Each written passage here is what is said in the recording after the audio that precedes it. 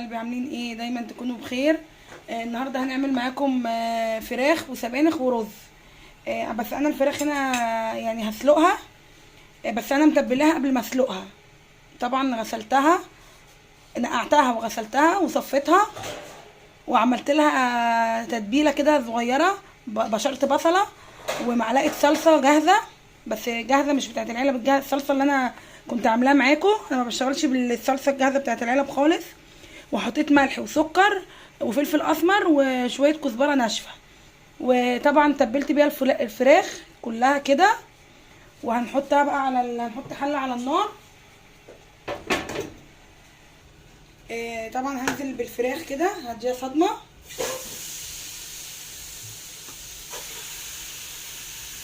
طبعا بنكون بنسخن ميه عشان هننزل بيها بميه سخنه، ينفع ميه بارده.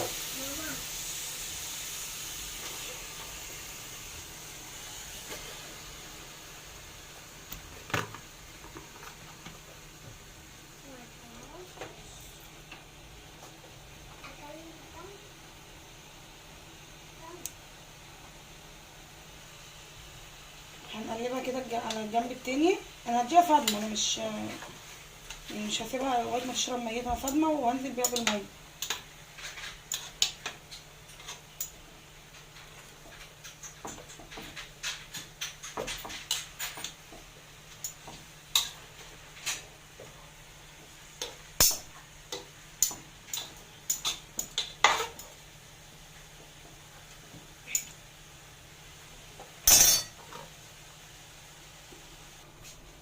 كده هننزل ببصلايه متقطعه مكعبات عليها، وورقتين لوري، وفصين توم، ومكعب مرقه. وهننزل بقى بالميه المغليه عليها،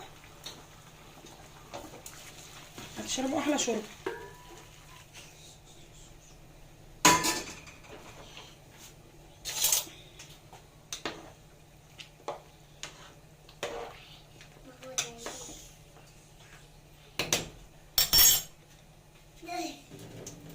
هنغطيها بقى وهننقلها معاكم على العين التانية عشان هعمل معاكم هنا السبانخ.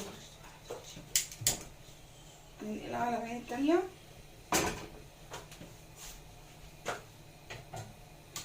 هنعمل معاكم السبانخ. هننزل بسمنة وبصل مفروم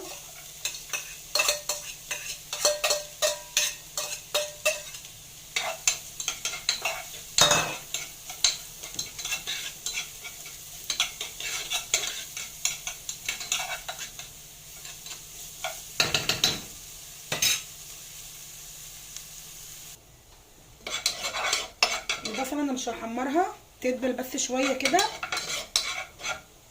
وهنزل عليها بحوالي نص كوبايه فريك منقوعه ومغسوله، لازم ننقعها.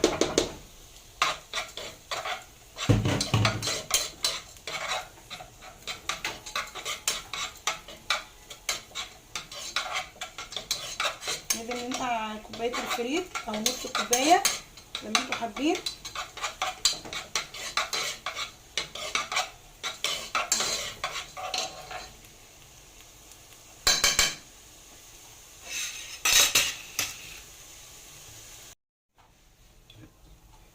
هننزل بالطماطم هنصفيها.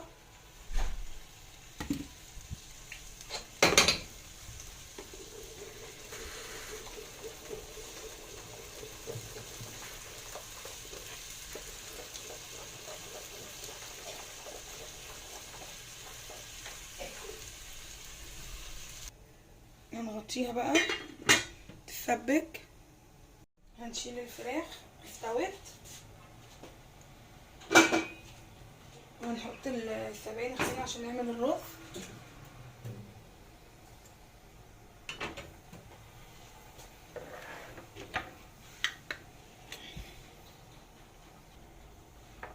هننزل بالسمنه ونحط زيت.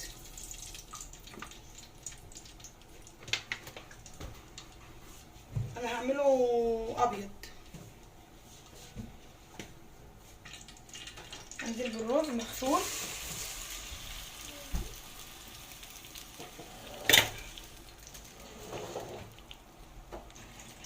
هنحط ملح وهنشوحه.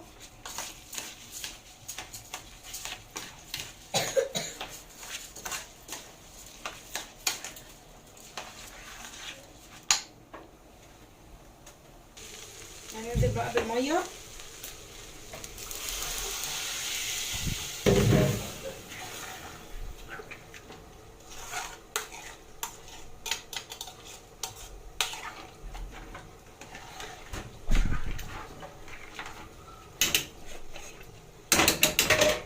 هنغطيه. ده الرز الابيض. هنعمل بقية السبانخ بقى. نحط نص معلقه سكر. الملح لغايه دلوقتي ما حطيتهوش عشان ازود شوربه، والسبانخ اصلا من فيها نسبه ملح. واحط فلفل اسمر.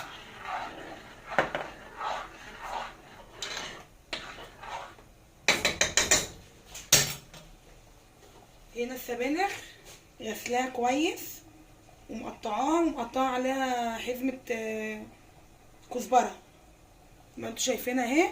هنسقطها بقى.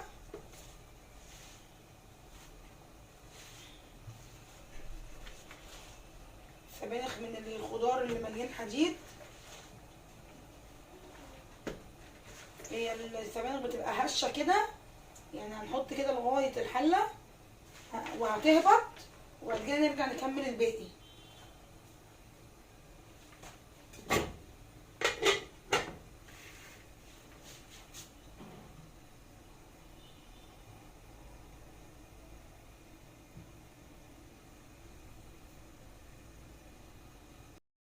هنا الفراخ سلقتها وطلعتها صفيتها. وهنا عامله لها خلطه كده بسيطه، يعني كوبشه شوربه صغيره خالص، وحطيت فيها معلقه صلصه، وحطيت فيها معلقه مستردة، وحطيت فيها فلفل اسمر، وحطيت فيها بهار فراخ. اكتر من كده ما حطيتش. هندهنها بقى الفراخ كده.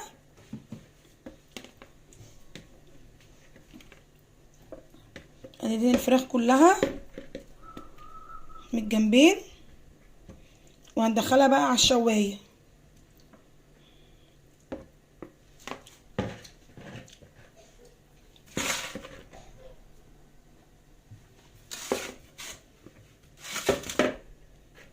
هنقلبها كده عشان ندهن من الجنب التاني عشان تاخد تحميره.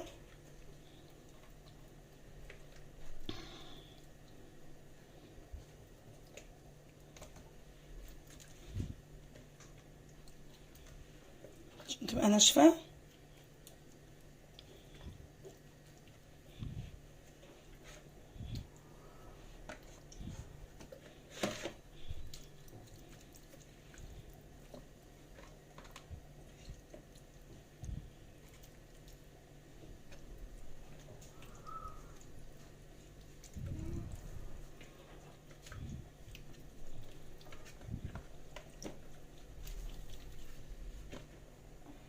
هي كده اهو. هندخلها بقى على الشوايه،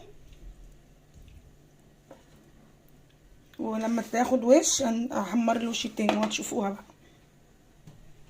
يعني نشوف السبانخ.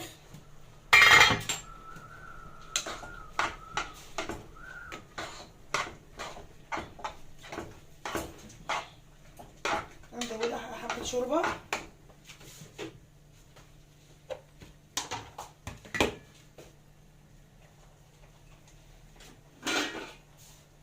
هنزودها شوربه فراخ.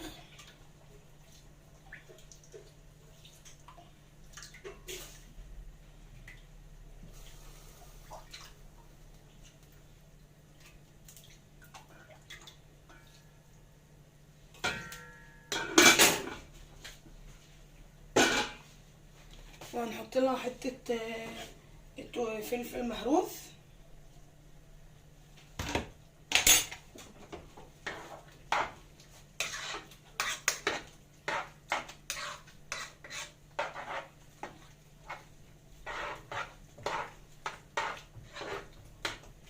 انتوا شايفين شايفينها كده، مش عارفه بقى الكاميرا جايباها عليكم ولا ايه، هنقلها لكم هنا.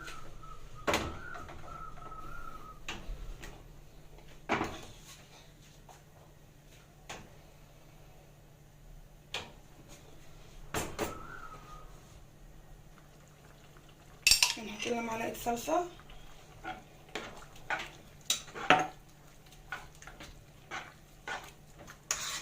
نظبط بقى الملح بعد ما حطينا الشوربه، نظبط بقى ملحها.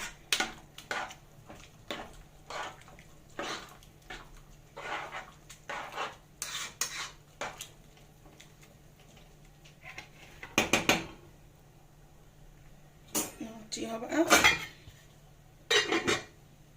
كده، هي كده السبانخ كده خلاص تستوي بقى، تكمل سواها.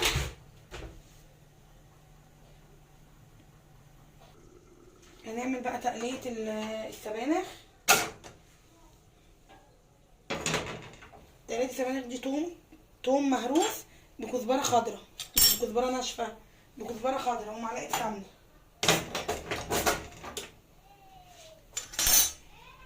وطبعا خلي بالكم الملح علشان انتوا السبانخ مظبطين الملح بتاعها، ما تبقاش من معاكم حادقة خالص.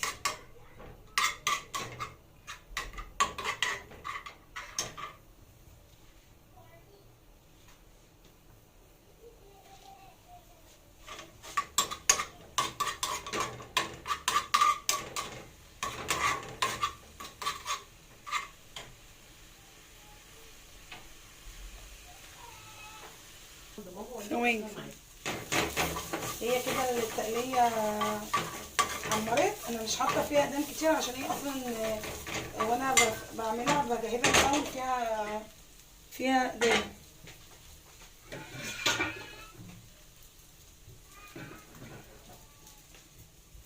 هننزل بمعلقه سبانخ عليها،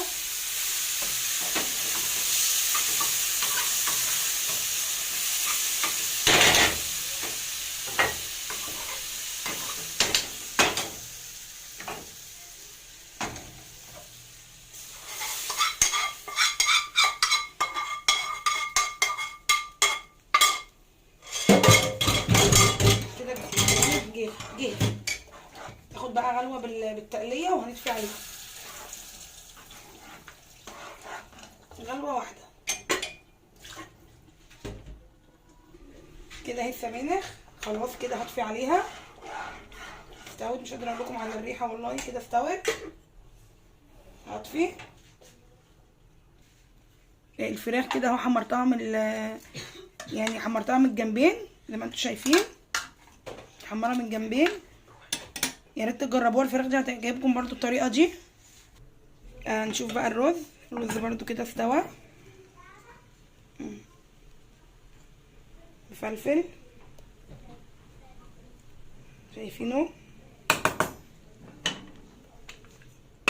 كده. الاكل كده خلاص، هقدمه بقى واوريهولكم. شايفين يا حبايبي شكل الاكل ده كده، الرز والفراخ اهو. يا ريت تجربوها هتعجبكم قوي، والسبانخ بالفريك، ودي الشوربه. يا ريت تجربوها وتقولوا لي طبعا رايكم في طريقه الاكل بتاعتي. واشوفكم على خير في فيديو قادم، والسلام عليكم ورحمه الله وبركاته.